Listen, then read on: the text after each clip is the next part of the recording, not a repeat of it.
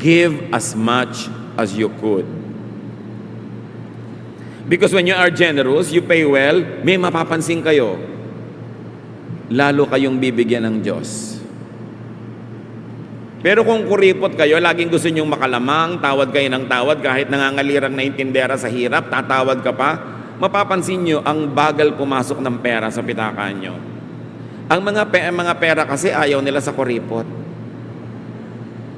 Ayaw nila sa kuripot. Nabobor sila, ang tagal na nila sa pitaka, hindi pa sila nilalabas. Ay, hindi kayo. Pamamalita nila sa ibang pera, huwag kang papasok dito, boring nga may-ari dito. At biblical yung principle na yan, ha? Sabi ng Diyos, give and it will be given to you. Diba? Kung paano ka magbigay, ganun din ibibigay sa'yo. Yung lesson na yan, konti ang nakakaalam. Akala nung iba sa lagi nilang panghahapit sa kapwa, panglalamang, eh nananalo sila. No. Solomon was really wise. Why Solomon praises King Hiram's men. Sa niya, ang gagaling ng mga tao mo, kilala talaga. Be generous with praise. Make people feel good, not bad, about themselves.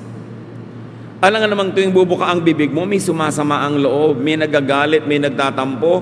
Liliit ang mundo mo, kukunti ang mga kakampi mo, magkakaroon ka ng mga kalaban. Be wise. Just be truthful that when you praise, you are not lying. But there's always something good to praise in life and in people.